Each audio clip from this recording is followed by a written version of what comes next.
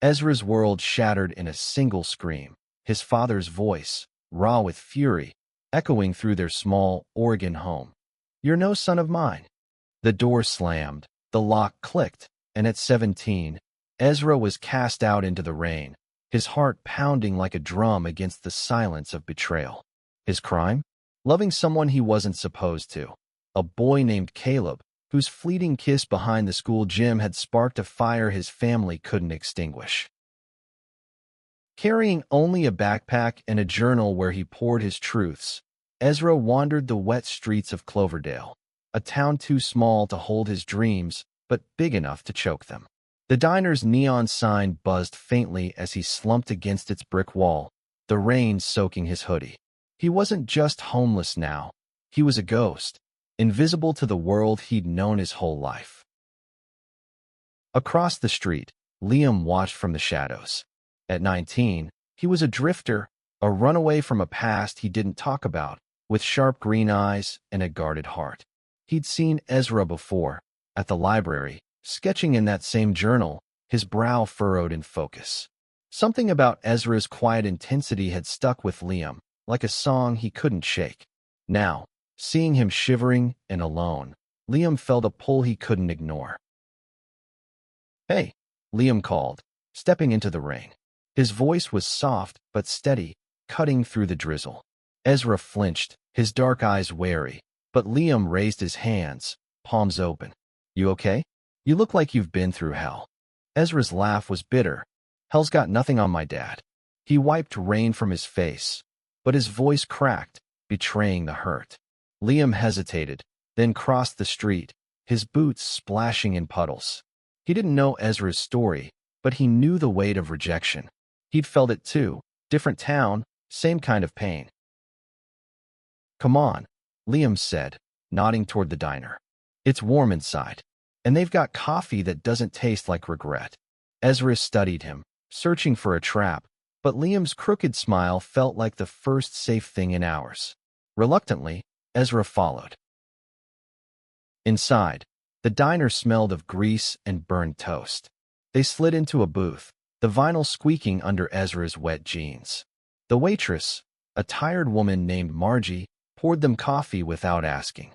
Ezra wrapped his hands around the mug, the warmth seeping into his cold fingers. Liam leaned back, watching him, not pushing, just waiting. "Why'd you stop?" Ezra finally asked, his voice low. "You don't even know me." Liam shrugged, his eyes flicking to Ezra's journal, its edges frayed from use. "Maybe I know enough. You've got that look, like the world's trying to break you, but you're not letting it." Ezra's throat tightened. He wanted to spill everything. How his father found the letters he'd written to Caleb, how his mother stood silent as he was thrown out, how the town's whispers had already started. But the word stuck. Instead, he opened his journal, revealing sketches of stars, poems about freedom, and a single photo of him and Caleb, now creased and faded. Liam leaned closer, his gaze softening. "You're an artist," he said, not a question. "That's your voice, isn't it?" Ezra nodded, a spark of pride cutting through his shame. "It's all I've got left." Before Liam could reply, the diner door swung open, and two men in dark jackets stepped in. Their eyes locked on Ezra, and his stomach dropped. He recognized one, Pastor Reed, from the church his family attended. The other was a stranger, broad-shouldered, with a cold stare. "Ezra Monroe," Pastor Reed said, his voice smooth but sharp. "Your parents sent us. There's a place for you, a safe house. We'll help you find your way." Ezra's heart raced. He'd heard of these places, conversion camps dressed up as salvation. Liam's hand brushed his under the table, a silent anchor. "I'm fine here," Ezra said, his voice trembling but firm. The pastor's smile didn't reach his eyes. "This isn't a choice, son. It's for your own good." Liam stood, stepping between Ezra and the men. "He said he's fine. You deaf?" The stranger's hand twitched toward his jacket, and Ezra's pulse spiked. This wasn't just a request, it was a threat. The diner fell silent, Margie frozen behind the counter. Ezra grabbed his journal, his only lifeline, and bolted for the door, Liam right behind him. They ran into the rain, the men shouting after them, but the night swallowed their voices. They ducked into an alley, breathless, the rain masking their footsteps. Liam grabbed Ezra's arm, his grip steady. "You can't go back," he said. "Not to them. Not to that place." Ezra nodded, fear and defiance warring in his chest. He didn't know Liam, but in that moment, he trusted him more than anyone else. "Where do I go?" he whispered. Liam's eyes burned with something fierce. "With me. We'll figure it out." They moved through the shadows, the town's edges blurring into the unknown. Ezra didn't know what lay ahead, but for the first time that night, he wasn't alone. His journal pressed against his chest, a reminder that his voice, his truth, was still his own. Ezra's breath came in sharp gasps as he and Liam slipped through Cloverdale's back streets, the rain a relentless curtain around them. The town, once a familiar cage, now felt like a maze closing in. Every corner held the threat of Pastor Reed's men, their promise of a safe house, ringing in Ezra's ears like a death knell. Liam led the way, his steps sure despite the dark. He'd been in Cloverdale only a month, crashing in a cheap motel while working odd jobs at the lumberyard. But he knew how to disappear. Years of running from his own ghosts had taught him that. He glanced back at Ezra, whose face was pale but resolute, and felt a pang of protectiveness he hadn't expected. They reached the edge of town, where the streetlights faded and the forest loomed. Liam pulled Ezra behind a rusted shed, scanning the road. "We need a plan," he whispered. "Those guys aren't giving up." Ezra clutched his journal, its pages damp but intact. "They'll take me to that place," he said, his voice barely audible. "My dad, he thinks it'll fix me." Liam's jaw tightened. He'd heard stories of conversion camps, kids locked away, broken down, told their love was a sin. His own father hadn't gone that far, but the scars of being called wrong still burned. "They can't fix what's not broken," he said fiercely. "You're not the problem, Ezra." Ezra met his gaze, and for a moment, the world stilled. Liam's words were a lifeline, pulling him from the edge of despair. But the distant hum of a car engine snapped them back. Headlights swept the road, and Liam grabbed Ezra's hand, pulling him into the trees. They crouched in the underbrush, the cold seeping through their clothes. The car slowed, its lights cutting through the rain, and Ezra recognized the black SUV, Pastor Reed's. His heart pounded so loud he was sure they'd hear it. Liam's hand tightened around his, grounding him. "Stay low," Liam mouthed. The car idled, then moved on, its taillights fading into the mist. Ezra exhaled, his body trembling. "Why are you doing this?" he asked, his voice raw. "You could walk away. This isn't your fight." Liam's eyes softened, but there was steel beneath. "I've walked away before. Didn't feel right then, doesn't feel right now." He paused, then added, "Besides, you've got a story to tell. I want to hear it." Ezra's chest ached, not just from fear, but from the warmth in Liam's voice. He nodded, unable to speak. They moved deeper into the forest, the trees shielding them from the world. Liam knew a spot, a crumbling cabin he'd found while exploring, hidden by pines. It wasn't much, but it was safe for now. The cabin smelled of damp wood and moss. Inside, they found a dry corner, and Liam lit a small fire with matches from his pocket. The flickering light cast shadows on Ezra's face, highlighting the sharp angles of his cheekbones and the fear still lingering in his eyes. Liam handed him a granola bar from his bag. "Eat. You need it." Ezra took it, his fingers brushing Liam's. The touch lingered, electric, and Ezra's pulse quickened. He looked away, focusing on the fire. "I don't even know where to go," he admitted. "I've got no one. Caleb. He left town after everything." Liam sat beside him, close enough that their shoulders touched. "Tell me about him," he said gently. "About you." Ezra hesitated, then opened his journal. The pages were a map of his heart, sketches of Cloverdale's fields, poems about longing, and letters to Caleb he'd never sent. "He was my best friend," Ezra said, his voice soft. "We were 14 when I realized I loved him. Last year we kissed. Just once. Someone saw, and it spread like wildfire. My dad found out yesterday. Liam listened, his silence a kind of strength. When Ezra finished, Liam said, "You loved him. That's not a crime. It's a gift." Ezra's eyes stung. No one had ever said that to him. Not Caleb, not his family. He wanted to believe it, but the weight of his father's words still pressed down. Then why does it feel like I'm drowning? Liam reached for his hand, his touch steady. Because they're trying to sink you. But you're stronger than that. The fire crackled, and outside, the rain slowed to a drizzle. Ezra felt something shift, a spark of hope, fragile but real. Liam's presence was a shield, but it was also something more, something he couldn't name yet.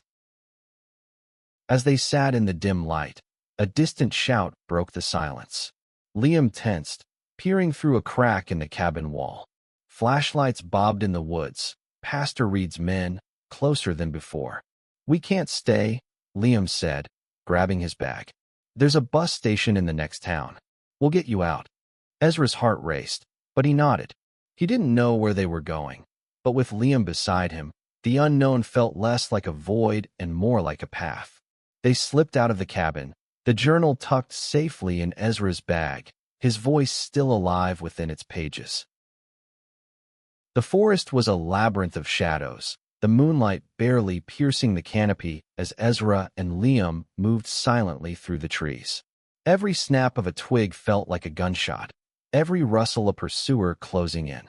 Ezra's legs burned, but Liam's steady pace kept him going, their hands brushing occasionally, a quiet reminder they were in this together. They reached a clearing where the ground sloped toward a narrow road. Liam crouched, scanning for headlights. "Bus station's about 5 miles, he whispered. "We stick to the woods, stay off the road." Ezra nodded, his breath visible in the cold air. His journal felt heavier now, not just a keepsake, but a testament to who he was, someone his family wanted to erase. He glanced at Liam, whose face was set with determination, and wondered what drove him to risk so much for a stranger. As they moved, Liam shared fragments of his own story. "Grew up in Idaho," he said, his voice low. "Dad was a preacher. Found out I liked guys when I was 16. He didn't kick me out. He just made every day feel like a cage. Left when I was 17. Been on my own since." Ezra's heart twisted. "You ever go back?" Liam's laugh was sharp. "Not a chance. Found my own kind of family. People who don't care who I love." He looked at Ezra, his eyes catching the moonlight. "You'll find that too." The words hung between them, heavy with promise. But before Ezra could respond, a flashlight beam cut through the trees, and voices echoed. Pastor Reed and his men, closer now. Liam pulled Ezra behind a boulder, their bodies pressed close. Ezra's pulse thundered, but Liam's calm steadiness anchored him.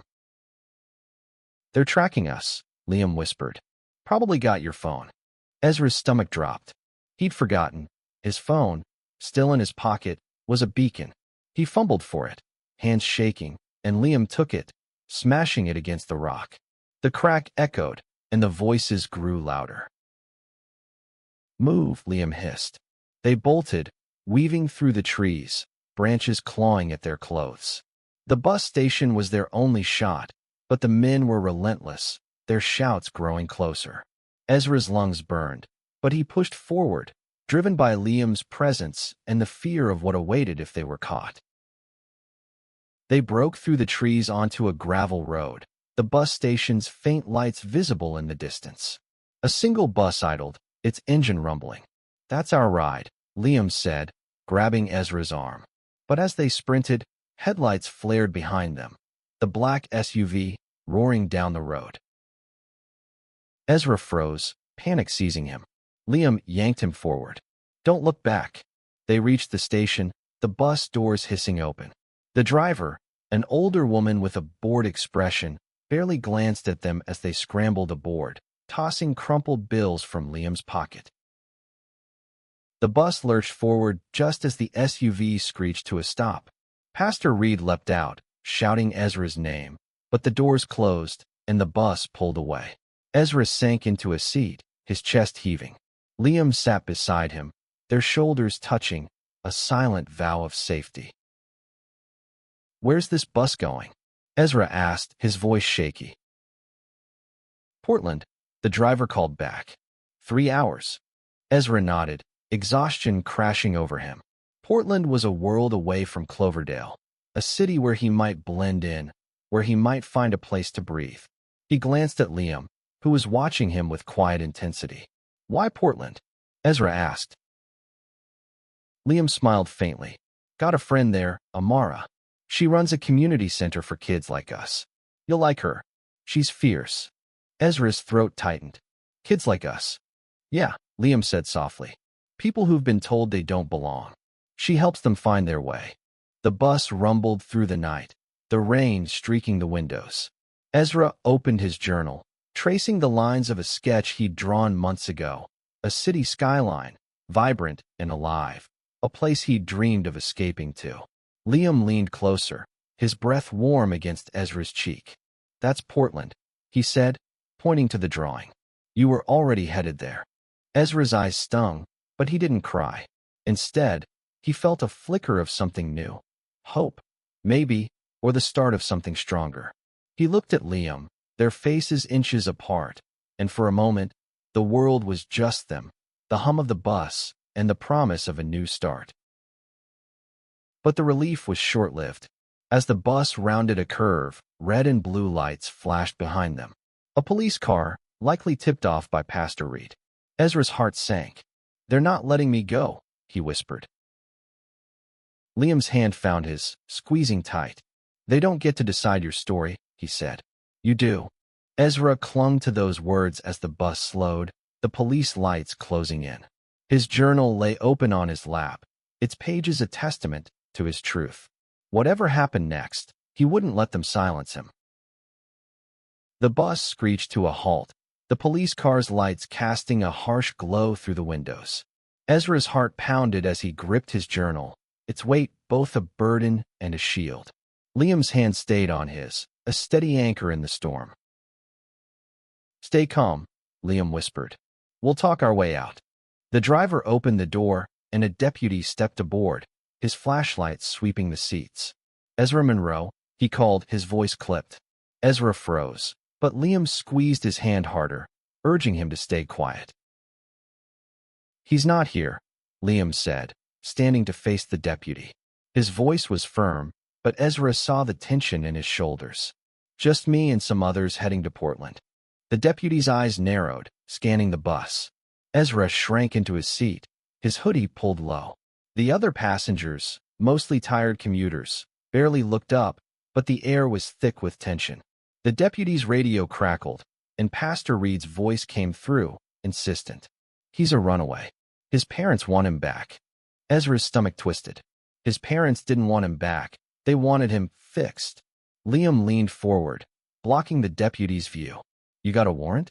We're just taking orders from some preacher. The deputy hesitated, clearly unprepared for resistance. Step aside, kid, he said, but Liam didn't budge. The driver, now annoyed, spoke up. Look, I've got a schedule. Either show me papers or get off my bus. The deputy's jaw tightened, but he had no warrant. With a grunt, he stepped back, muttering into his radio as he left. The bus doors closed, and the engine roared back to life. Ezra exhaled, his body trembling. Liam sat down, his hand still on Ezra's. Told you, he said with a half-smile. You're not alone. The bus rolled on, the police lights fading into the night. Ezra's fear lingered, but Liam's presence dulled its edge. He opened his journal, needing to ground himself. He started writing, a poem about running, about finding light in the dark. Liam watched, his silence a kind of reverence. You're good at that, Liam said when Ezra paused. Your words, they're like a weapon. Ezra's cheeks warmed. They're just me. The parts one can't say out loud. The idea felt impossible, but Liam's belief in him was a spark. Ezra kept writing, the words flowing faster now, each one a rebellion against the cage he'd escaped. By the time the bus reached Portland, the sky was gray with dawn, and Ezra's journal held a new poem, one about survival, about love that refused to be silenced. Portland's streets were alive with early morning bustle. Liam led Ezra to a small community center in a colorful neighborhood, its walls covered in murals of hands clasped in solidarity. Inside, Amara greeted them, a woman with warm brown skin and a voice like a song. "Liam, you troublemaker," she said, pulling him into a hug. Her eyes softened when she saw Ezra. "And you must be the one he's fighting for." Ezra flushed, unsure how to respond. Amara's office was a haven of books, art, and pride flags. She listened as Liam explained. Ezra's family, the safe house, the chase. Her face hardened. "Those places are prisons," she said. "You're safe here, Ezra. We'll make sure of it." Amara gave them a room upstairs, a small space with 2 cots and a window overlooking the city. Ezra sat on one, his journal open, still processing. Liam sat across from him, his green eyes searching. "You okay?" Ezra nodded, though he wasn't sure. I don't know what's next. I've got no money, no plan." "You've got you," Liam said. "And that's enough." The words hit harder than Ezra expected. He looked at Liam, really looked at him. The tousled hair, the faint scar on his jaw, the way his eyes held both fire and gentleness. Something stirred in Ezra's chest, a feeling he hadn't let himself name since Caleb. Amara knocked, interrupting. "Got a problem," she said, her voice tight. "Someone tipped off the local news. They're outside, asking about a runaway kid from Cloverdale." Ezra's heart sank. His story was spreading, and with it, the risk of being found. Liam stood, his fists clenched. "Let them come. They're not taking him." Amara shook her head. "It's not that simple. If his parents claim he's a minor, they've got legal pull. We need to be smart." Ezra's mind raced. He was still 17. His birthday was months away. His parents could drag him back, or worse, to the safe house. But as he looked at his journal, an idea sparked. "What if I tell my story?" he said, his voice shaky but growing stronger. "Not just to you, to everyone." Liam's eyes lit up. "You mean go public?" "Yeah," Ezra said, gripping his journal. "They want to silence me. What if I make sure they can't?" Amara smiled, a fierce glint in her eyes. "That's a start. Let's get you in front of a camera." As they planned, Ezra felt the weight of his choice. Speaking out could free him, or paint a bigger target on his back. But with Liam's hand brushing his, and his journal in his lap, he knew one thing. His voice was his power, and he was done hiding. The community center's small meeting room buzzed with nervous energy as Ezra stood before a local news camera, its lens a cold eye staring into his soul. Amara had pulled strings to get a sympathetic reporter, a woman named Clara who'd covered stories of marginalized youth before. Ezra's journal lay open on the table, its pages a map of his heart, giving him the courage to speak. Liam stood by the door, his presence a quiet strength. Ezra took a breath, the words he'd written last night burning in his mind. "My name is Ezra Monroe," he began, his voice steady despite the tremor in his hands. "I'm 17, and I was kicked out of my home for being gay. My parents want to send me to a conversion camp, a safe house, to change who I am. But I'm not broken." The camera caught every word, every crack in his voice.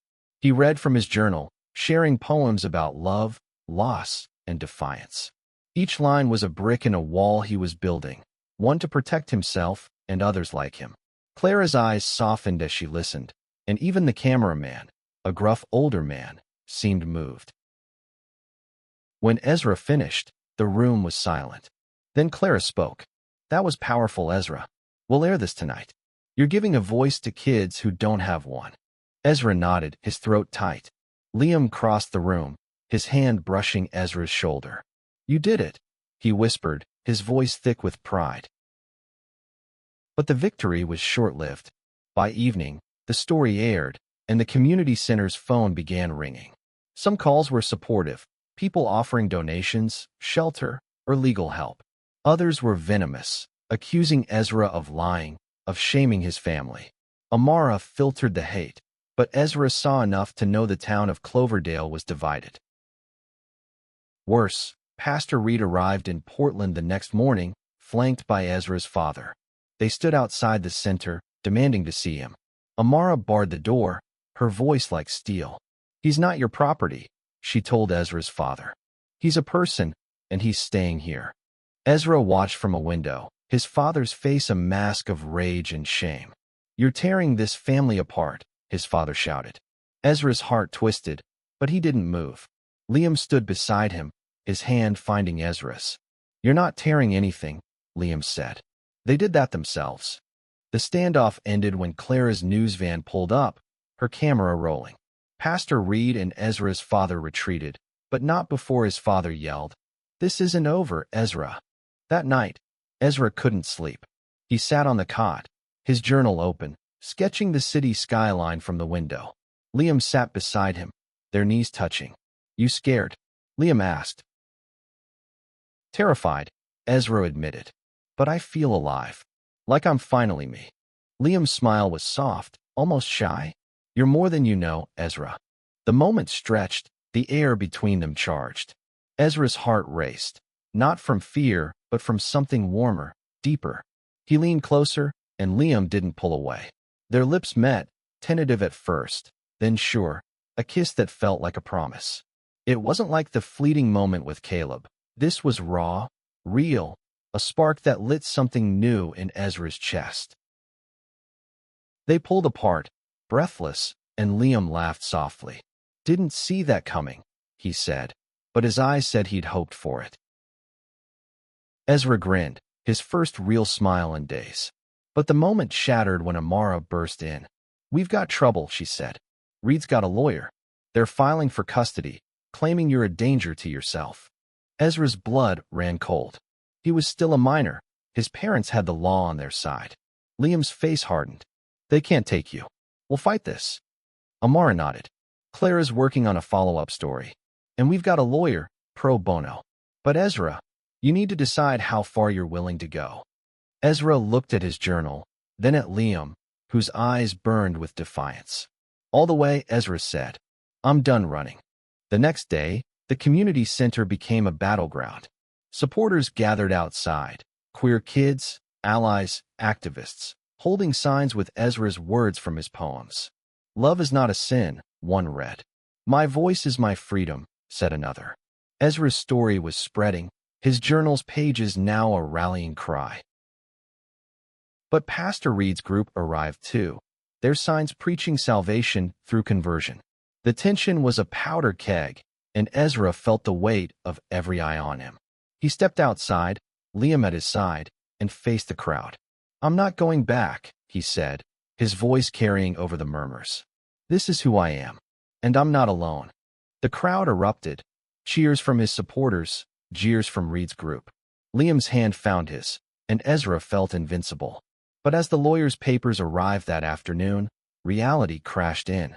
The fight was far from over, and the safe house still loomed like a shadow. The lawyer's office was a stark contrast to the community center's warmth, cold, sterile, with walls of glass that made Ezra feel exposed. He sat across from their pro bono lawyer, Miss Torres, a sharp woman with a calm demeanor. Liam sat beside him, his presence a steadying force as Ms. Torres outlined their options.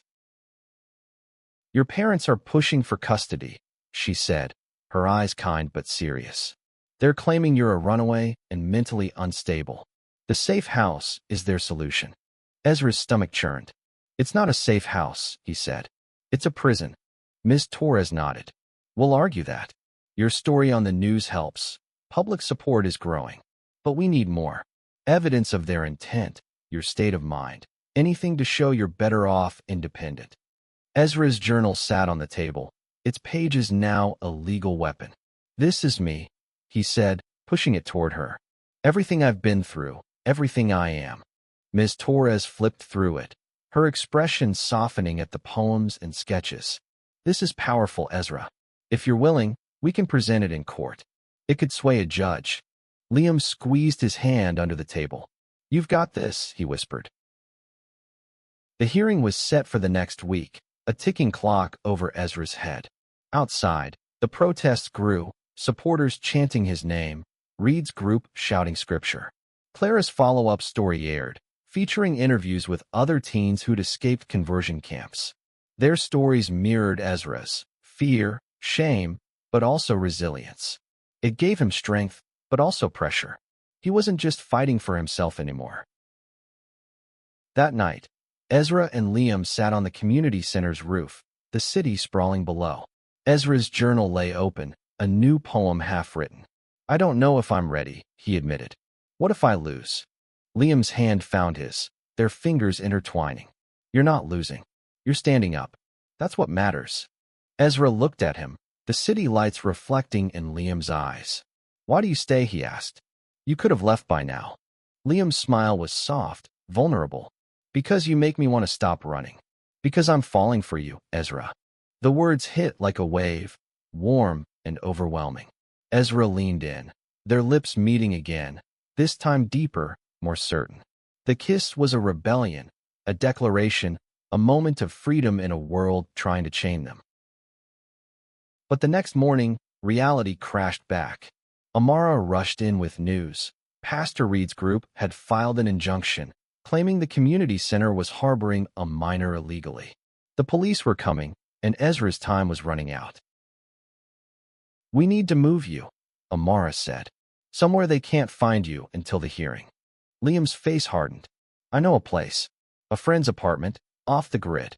They slipped out the back, avoiding the growing crowd. The apartment was in a rundown part of Portland, owned by a friend of Liam's named Jay, a trans artist who welcomed them without question. The space was cluttered with canvases and pride flags, a sanctuary of color and chaos. Ezra sat on a worn couch, his journal open, writing furiously. Each word was a weapon, each line a piece of his soul. Liam watched, his eyes soft.